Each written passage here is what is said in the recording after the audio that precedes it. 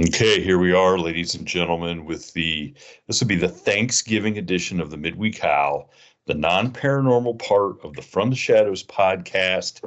And I think the Howler is hooked up right as rain, according to Phil, the producer, who's not actually. Well, we don't know. We'll have to get him to do a hot wash after the fact. He might say whatever. We don't keep a running total of what the graveyard of. You know what I'm going to do? I'm going to take a picture of my desk. You have the ability to post what I send you, right? Yeah, absolutely. Yeah. Okay, so this is a behind the scenes. Okay. So people know what you're dealing with. Okay. Okay. That's. I'm turning my camera on right here. Let me clean my dirty camera lens off here with a lens wipe and my tongue, and so because I want them to see what you're dealing with, you and Phil. If there's any doubt that Phil is a miracle worker or not, can you still hear me? Because I'm backing up away from my. Oh, I can hear you. Boom. Okay. All right. Now, all right. I sent it to you hot off the press. There's no filters. You see what I see. I backed up so the people can see what's going on in my world. I feel like Bongino. He's always got millions of followers in there, and they always want to know what all this stuff is on his desk. So you'll see what a true. Who's Bongino? Never mind. If you got to say that, we're completely. He's only the third. Actually, I think he beat Rogan last week, a couple weeks in a row around the election. He's a political pundit, washed out. He's a Secret Service guy with a great vocabulary and a great memory and a great movie mind. So I should look him up and start listening. I don't know, but you won't be able to get through it because he hates. He has disparaging marks about Democrats and political stuff. But in the middle of all that, he relates to movies, and he'll say something like, "You remember?" He'll say something such as like "Hold" from Braveheart. He'll say Braveheart style, or he has got a great movie memory, but unfortunately for you, he's I think he's middle of the road. Some people would call him a right winger. Okay. I mean, he's not ready to start a crusade like I am. So that's the reason why I'm down here in the basement until King Richard the Lionheart, our Edward the First comes back and with a pike and some skulls on it. I'm just gonna stay home and walk my dogs. You know what I mean? That's probably really good. Good advice. Now that being said, okay.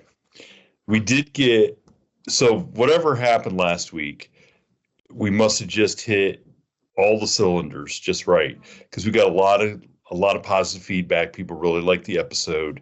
What did we talk about? I don't even know. Was I mad? I've been mad the last couple of weeks. You were kind of. I mean, you were. Was it election week? What was it? No, it was after you were just on. And I told him. I said, "Listen, look. Howler gets all the credit. Don't forget the straight man, okay? I mean, I'm the one. I don't get any credit because you're the one that brings up the talking points. I got my wife and my daughter and my son upstairs and my daughter's trial boyfriend, and they said, "What are you going to talk about?" Because he doesn't understand two things. I am a dad, and I play Clash of Clans, and my clan is 50 times what these kids are. And that's a game, in case you're not a gamer. And then the fact that I'm going to go downstairs and talk about anything, even know what a podcast is. You with me?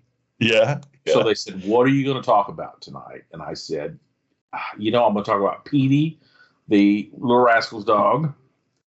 Okay. I'm going to talk, and I forgot what else I said. But I said I get my talking points from Shane.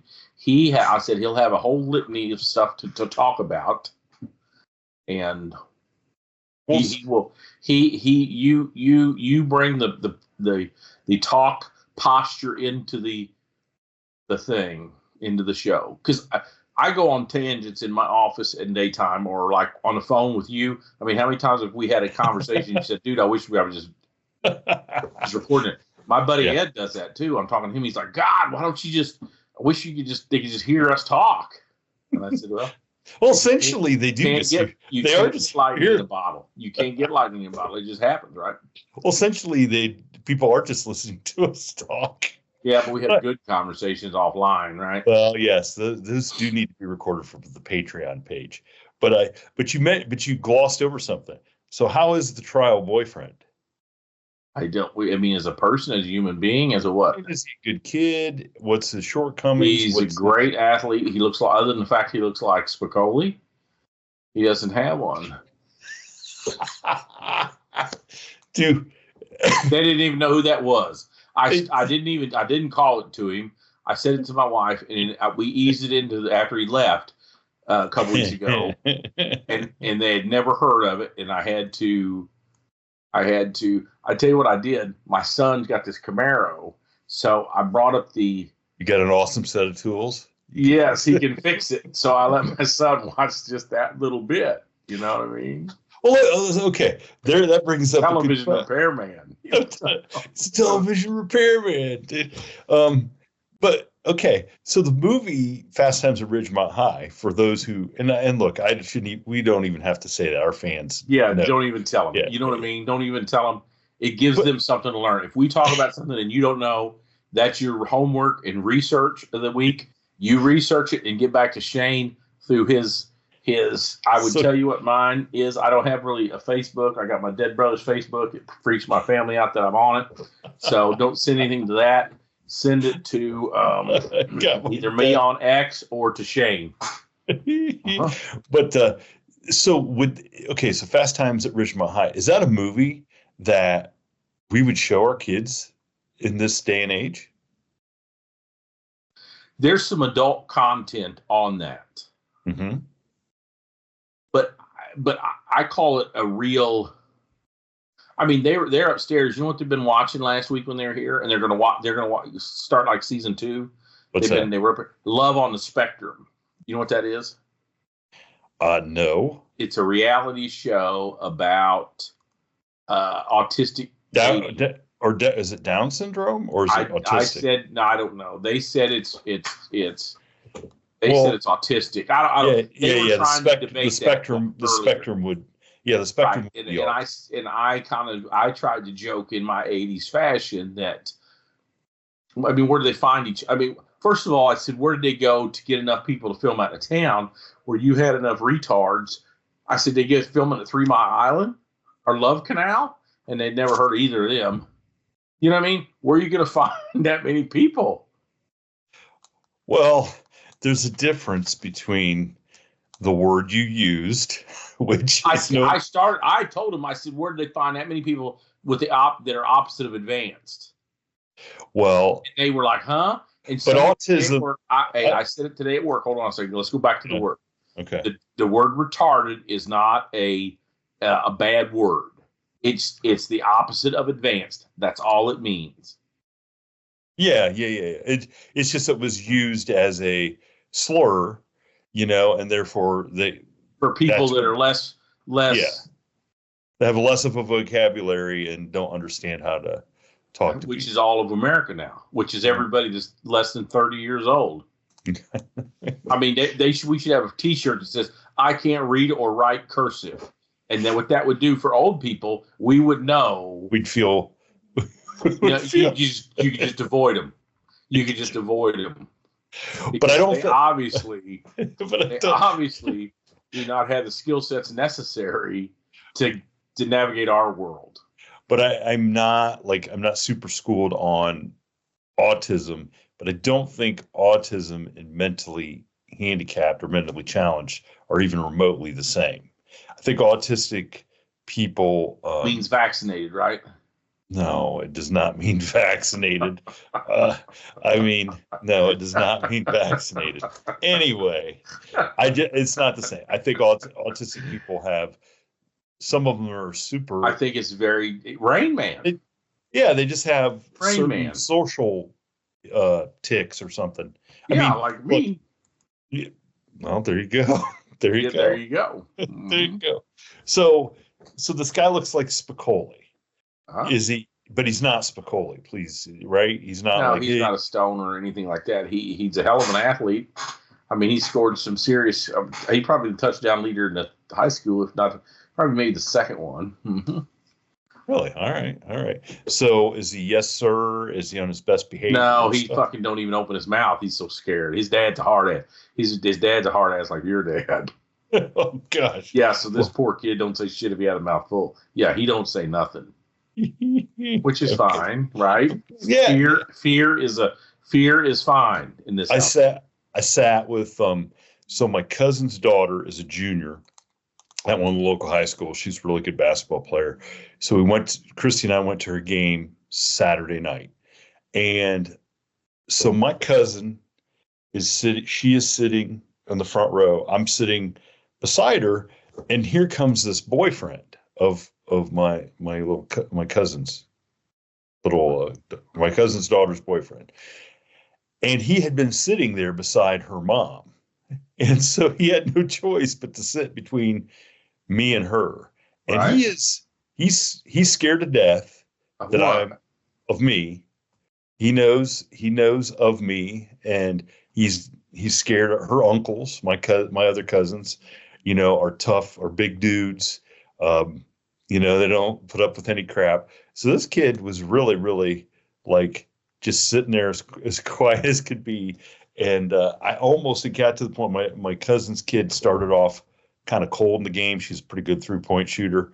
And she looked over and I tried to get her attention to say, hey, look, if you don't start making some shots, I'm taking him outside and I'm going to start breaking his limbs. And of course I didn't have to, but after the game though, we stood there and we were talking and I said, hey, look, next game I come to, if you start off not shooting very well, it's going to be bad for him. And he just was like thinking I'm serious, but that's good.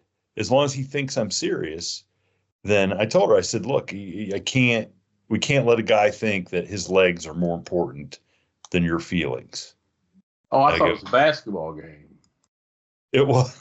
You're worried about her feelings too? This poor kid's got to navigate both of these things. That's right. But I go ahead. No, I'm just saying it's like, you got to you can't be buddies. You just can't be buddies with these kids. Yeah, it's business. So if you end up in the hog lot, it's business. It's not personal. Right? The hog lot. Yeah, you're absolutely right. They don't even, huh?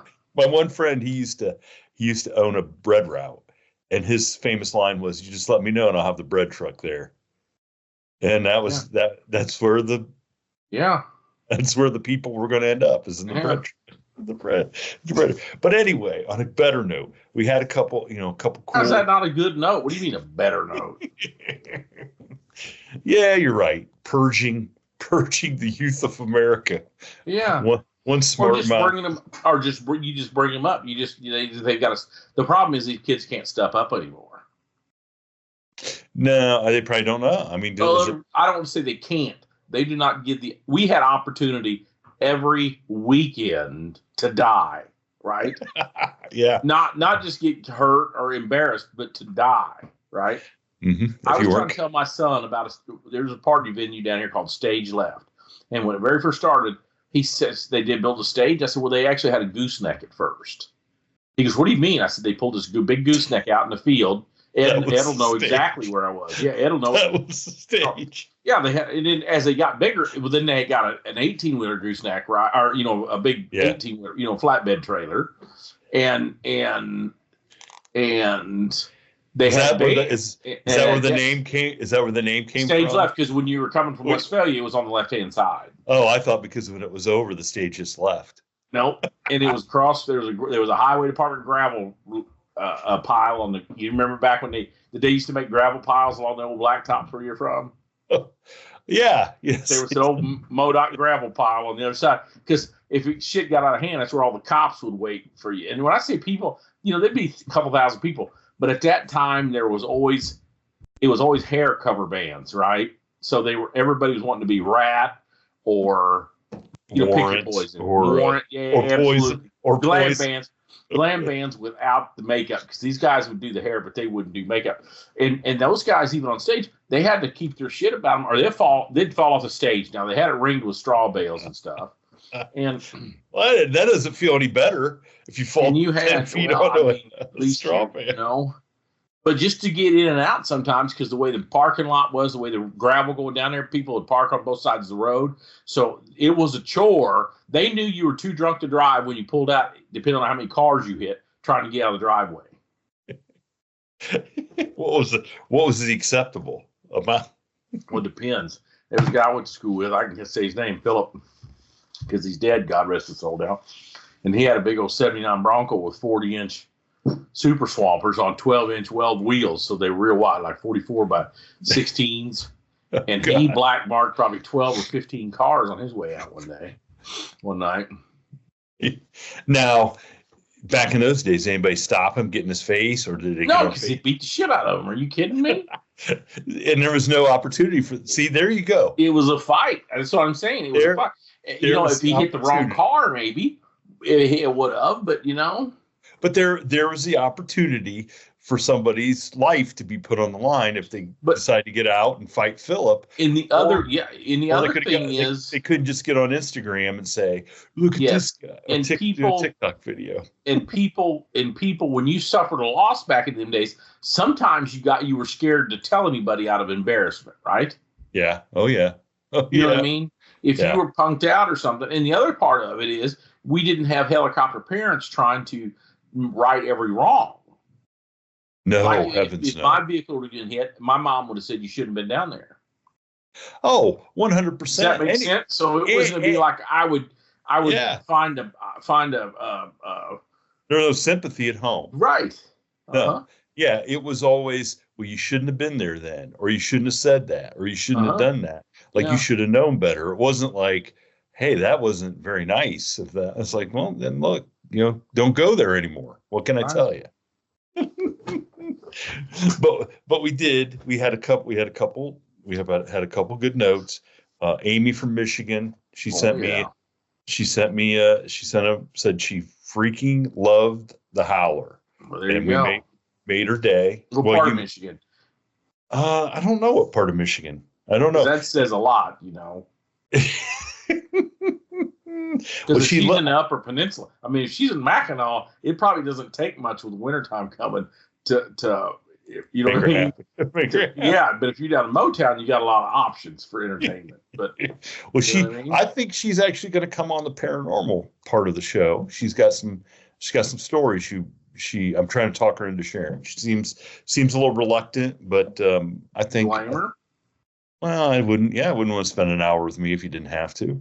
Well, it's not like you're in the ice house or anything. It's on TV. She can always unplug it, X the computer out or something. Have a technical difficulty like I do. And then our good buddy Dan the Man from Oregon. Okay. Yeah. So he has he's got to have 100 stories.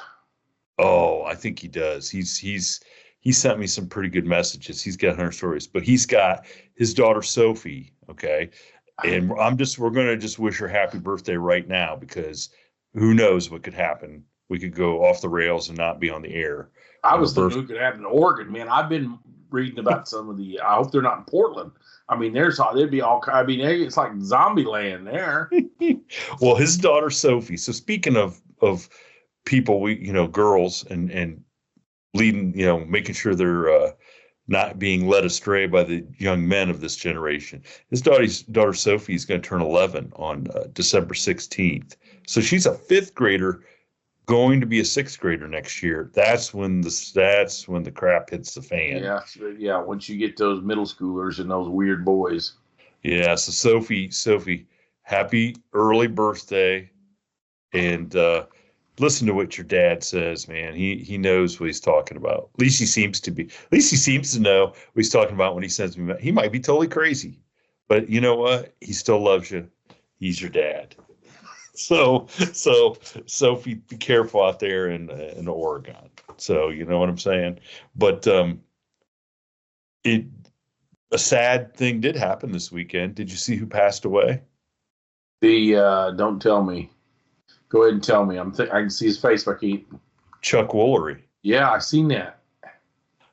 He was 83. I could when I read that, I was like, dude, I thought he died 20 years ago.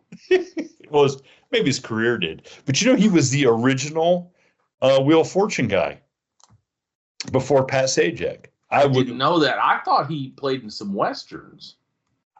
I think, well, did he? Or was that Chuck Connors? You think maybe I got my Chucks wrong. Was he doing commercials? What was he doing? Oh, God. Well, he did Love Connection. Remember, he did Love Connection? Yeah.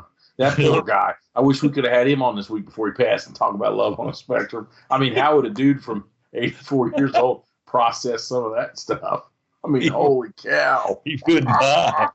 He would not. He wouldn't even know. He'd be going, you mean a retard? You'd be like, no. Oh, you God. Can't say that, Chuck. We're going to get canceled. Canceled? We haven't even made a pilot yet. You know what I mean? I can just hear him. Oh, he's from Ashland, Kentucky. Chuck Woolery was? Yep, I'm reading it right now. Mm-hmm. Isn't it Johnny Depp from Kentucky or Tennessee, one of the two? Oh, I don't know, but he probably would tell you. Passed in Horseshoe Bay, Texas. Where that is. He was a musician. Did he write a song? My God, he was part of an avant-garde psychedelic pop group on Columbia Records with a top 40 hit called Naturally Stoned in 1968. No, come on. Where would I come up with that of all the stuff I would make up? How would I make that up? Chuck Woolery had a hit song. Yes, I'm reading about it right here. Wikipedia, don't lie. That's our greatest sponsor. If you have problems with your Wikipedia, you really like it, right now they're trying to get $2.75 donation. So please, if you like Wikipedia and want to keep it going, please give them that donation. Well, wait till at least we have a Wikipedia page, and then they can donate to that, right? I don't want one. Commies. He was in the Enterprise, USS Enterprise CV in 65. And then he got out of that, and he was a duo, but it doesn't say the Boardman folk song trio. I don't know who the other people are. How do you have? He had a solo. Then he had a solo career, and he released 5 records on Columbia, and then in 1970 he signed with RCA and released "Forgive My Heart." In 1971, another single, Love Me, failed to make any impact. And then his 1972 single, Sticky Fingers, was adopted by the Rolling Stones. Wow. I did not know. I made the Sticky Fingers up, but the rest of it was true. Dude, he charted a hot country song called Painted Lady in 1977. Oh, my gosh. I haven't done that. I mean, and The Greatest Love Affair. Wow. My God, he had all kinds. He was with Tammy Wynette. Hey, he co-wrote The Joys of Being a Woman with Tammy Wynette's 1971 album, We Sure Can Love Each Other. Did he really?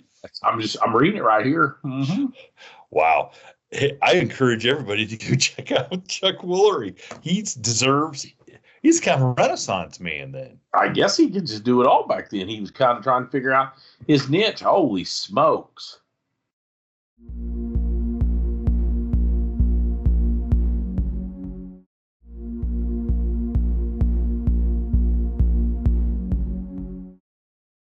By 1981, he was involved in a salary dispute. Something I don't want to get out. So they started giving him Griffin. Ordered him. Who was Griffin? Merv Griffin. Merv Griffin. Yeah. Merv Griffin. Yep. What do you think they bait him? What do you think Merv Griffin offered him in 1981? $250,000 a year. $400,000. Wow. But NBC offered him an extra $100,000. Half he a would million. Move. Yep. And he didn't do it. He showed allegiance to Merv Griffin? Yes, and then they canceled him at the end of the year. Pat Sajak replaced him. So that's fucking Hollywood for you right there, Chuck. Now, speaking of going and checking out Chuck Woolery on YouTube, see how I segued into this. So Phil, I went and I saw Phil, our producer today. Yep. He had to get me a new mic cord or whatever. That's the reason why I'm rolling the blue snowball right here. So we're going to see if this is the best one. That's it. So so Phil showed me. I'm not very computer literate at all, but he showed me how I could record some voice files with this microphone. And so what I always used to do when Jason was producing and he'd want to test the God mic. rest his soul. God rest his soul. I would always sing Lou Rawls, you're gonna miss my lovin'. Okay. I would sing that to him in the mic. That's just for whatever reason. So it got me thinking, if I had, because I'm not a karaoke guy, I don't even have a very good voice, but I always just love that song. Karaoke, one song you got to sing. What is it? What are you doing? What are you singing? For you, yeah. If you and I are on by Led Zeppelin. You're singing Kashmir by Led Zeppelin. Okay. Dude, you put me on a spot. I had 2 seconds. Either that or you know what I sang to get in? I lettered in honor choir in high school. Really? Okay. After getting kicked out of the shop class. Knowing what I know today, I shouldn't have had to audition because that was dude, the principal sent us down here for this thing. But we got hazed and we had to sing. She gave us a day or two to come up with a song. And what'd you do?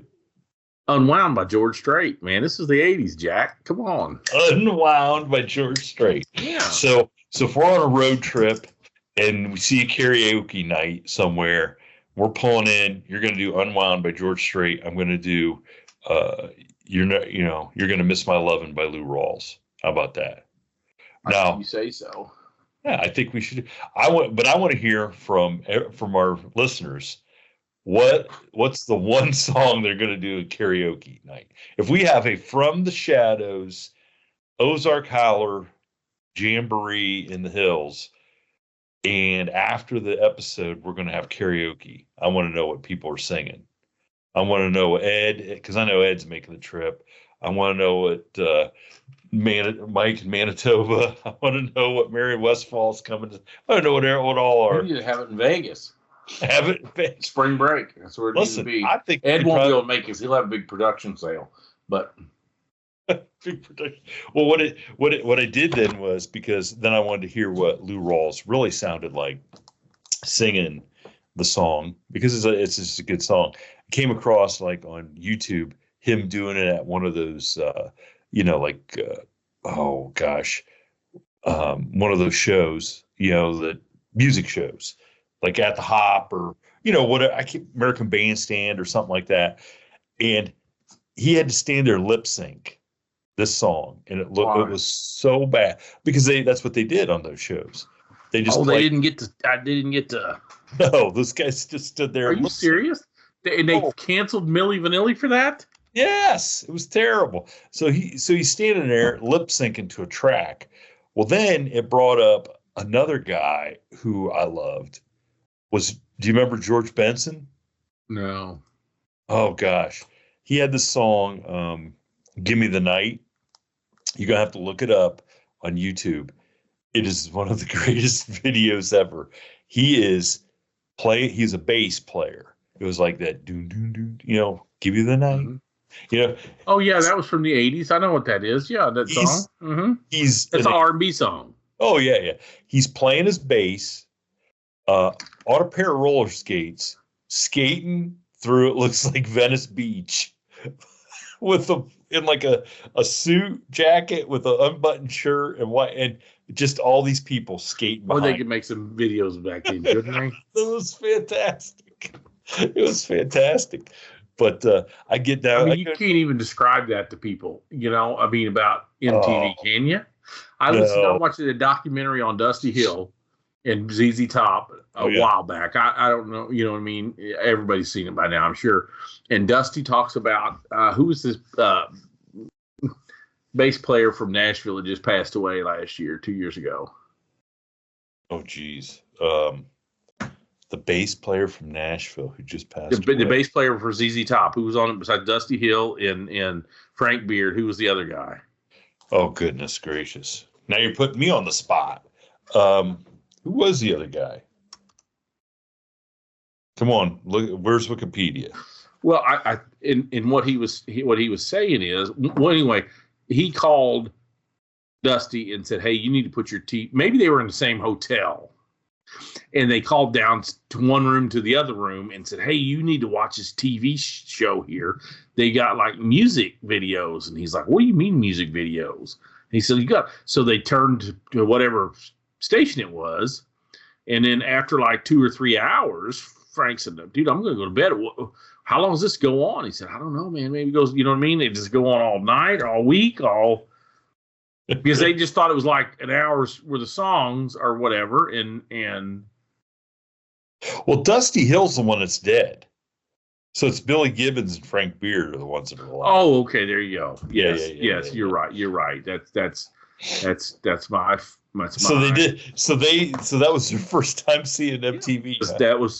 That was because what they were getting to was the ZZ Top Sharp Dressed Man video. Oh yeah. Those are great videos. Right, and whoever did his video, I don't remember. Well, back then, big time movie directors. Yes, and he was trying to say how he got so and so to called him up and said, "Hey, I want to do this video," and they didn't even know what he was talking about. You know what I mean? Like to do it, and when he started talking this stuff, they just didn't know. They're just trying to process it all. But Dusty Hill owned the car. That was his car. Oh yeah. Mm-hmm. Wonder where that car is. That's a sweet car. I don't know. So what other mail did we get? What other hate mail? Whatever accolades. We didn't. We got some other stuff, but I did come across something. I wanted to read these off to you. These are 12 facts which will mess with your perception of time. Now, I don't think they're going to mess with your perception of time because you're a very, learned person. I'm a perceptive person. But you're a historian, so you have a perspective on stuff. But I want to read these, see what your thought is, and so our audience can. So, number one, sharks have existed longer than trees. Okay. I believe that. They're pretty right. Yeah. I mean, I guess. Okay. The Ottoman Empire was still around when Disney released his first cartoons. Well, yeah, because that was just pre-World War II. No, but most people, when you hear Ottoman Empire, you think it's the empire of chairs and couches and stuff. Oh man, no, that's Ethan Allen furniture, right? Some Greenland sharks alive today may have been around before Henry VIII was crowned King of England. Did live that long? I don't know. How long ago was Henry VIII the King of England? Well, I don't know, 500 years? So Greenland sharks are that old? Holy smokes. I don't know. Hold on. I mean, let me Google it up. I got to reset my password. Can you still hear me? Yeah, I can hear you. Did I lose my... got to reset my password for the second time today. Speaking of another hit song, I'm Henry VIII, I am, right? Yeah, that was a goofy song, wasn't it? Not as bad as my parents had the 45 of the Napoleon one. They're coming to take me away. They're coming to take me away. Ha ha, he he. Yeah. Who sang that? I don't even remember who sang. Gosh, I can see the 45 jacket. So yeah, he died in 1547. Wow. So I'm going to have to look up Greenland sharks. I can't believe they're 500 years old. Yeah, but if you've seen this on the internet, it could be fake. Could be fake. Okay. Well, I listen. You give Wikipedia is $2.75. They'll let you write what you want. Guillotine executions were still happening. Okay, they have the longest lifespan of any known vertebrate, and it was estimated between 250 and 500 years. So the dude, that's the problem with America right there on math. Okay, I often say this: math and physics is the reason why we're in the place we're in. Okay, so I'm getting out my smartphone with my computer. Okay, so I'm going to put in today's year. This is how you do it, kids. It's 2024, and I'm going to minus 1547. That's going to tell me 477. So, yeah, it's within 500. So they're right and I'm wrong. I stand corrected. See those crooked numbers. throw you off all the time. So guillotine. I had my shoes on. I couldn't figure it out. Guillotine executions were still happening when Star Wars was released in 1977. Who was still? Would have been the Middle East? It must have been because France. The last guy that France whacked was a dude that threw a grenade in Charles de Gaulle's car in the 50s and killed his wife and his granddaughter. And de Gaulle tried to spare him, offered to pardon him if he apologized, and he said he would rather lose his head than apologize to him. Wow. Okay. So that's back when a politician would tell you some stuff, and they meant it like, okay, off with his head. I mean, can you imagine these rinky-dinks doing that today? Speaking of a politician, Cleopatra was closer to having an iPhone than seeing the construction of the Great Pyramid Giza. Yeah, because it's 4,000 or 5,000 years old. I watched the shit out of Giza. When was Cleopatra's reign? Like in 2000? I mean, right around 0 BC. Yeah, that's what I thought. Okay, so say 2,000 years from. Yeah, pretty close. You know how she died? Wasn't she poisoned? No, she committed suicide. You know how? 31 BC is when she died. Alexander, Egypt. How did she die? I don't remember. I don't remember. Hold on before I say it wrong, because I know my members will come out after me. I thought there was a snake involved. Well, maybe a cat. Wasn't she a big cat person? No, I thought she was Mark Anthony. Her one of them. One of her lovers. I thought she killed herself when she thought he died. Huh. I don't know that. But that doesn't sound. I thought she took whatever kind of snake, some kind of a little African snake, and had it bite her on the breast. Wow. That's Mark Anthony must have been some guy. I mean, J-Lo. I'm trying to read it up, but they killed the hell out of people. I mean, there's so many people getting killed here that I can't even get to her. They really killed some people back in those days. Yeah. Yes, they did. Yeah. And I mean, that's like when the Romans were killing Christians and everybody, you know what I'm saying? Just because. Well, I think it was a cleaner way of doing it. Otherwise, they would start an NGO, get a pack together, raise money, and try to overthrow you. It's just a lot easier to throw a poisonous snake in there. Like a rip on Yellowstone, when you had that rattlesnake in that cooler, you know what I'm talking about? That was one of my favorite parts of Yellowstone right there, when he throws that snake on him. They just in the new series. I haven't been watching. I probably only watched about 5 episodes ever of Yellowstone. But let me tell you, Landman is where it's at. Have you watched Landman? Oh my god! My gosh, Billy Bob Thornton. Okay. Mm-hmm. It's great. Especially if you've ever been out in West Texas, the Permian Basin out there. I mean, it's about as real as it gets. I watch Yellowstone and I think it's pretty fake. I watch Landman. I said, this guy hit a nail on the head. He's been talking to somebody out there.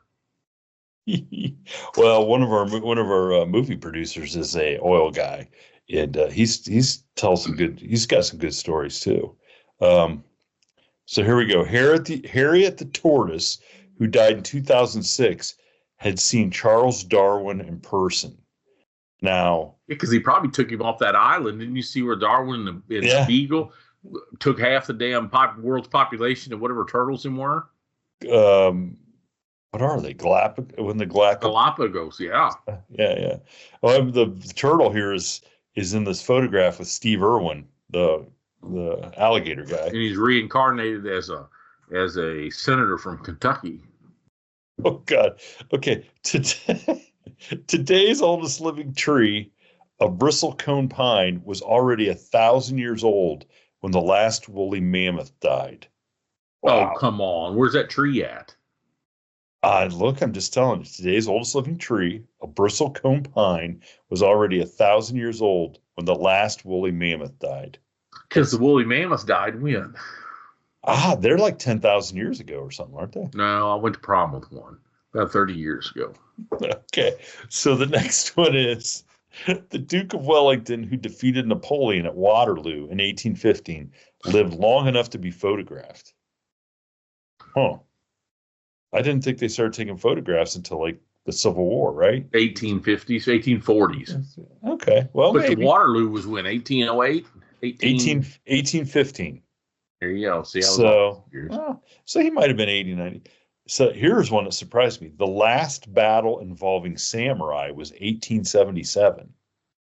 Really? I thought it was later than that. Oh, because what's his name rounded him up, right? And outlawed him?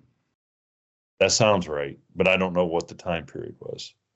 Now, this is the one that is going to, this says a lot right here about dying young, okay? Marilyn Monroe and Queen Elizabeth were both born in 1927. One of them aged better than the other. Well, one of them. Well, that's the whole thing about dying young, right? Leave a beautiful corpse, or leave a good-looking corpse. But she didn't die young. She was murdered by I don't want to say it. The Kennedys? There you go. See, now they're coming after you. We know it's real. Well, on that note, let's wish everybody a happy Thanksgiving. Yep. Hope everybody out there, safe travels, enjoy your family. I sent my daughters a text inviting them to Thanksgiving. So we'll see when we can reconvene next week if they. Aren't you worried they might show up and? Look, I'd be glad. I literally have not seen. No, I was gonna say some mean stuff, but say some mean stuff. Like an active shooter, they're gonna come out and whack you for some bad shit that they perceive you done to them. They've already done. I mean, just them not talking. Emotionally. You mean they've already destroyed you enough? They've already destroyed. Yeah, think about it. You're talking on a podcast at all hours of the night. So yeah, I'd say this is getting lower. Maybe a crack den in West Hollywood. Thank you for tuning in to this week's episode of the From the Shadows podcast. Until next time, never shy away from the darkness or what may be lurking in the shadows. We are out. God only knows what time.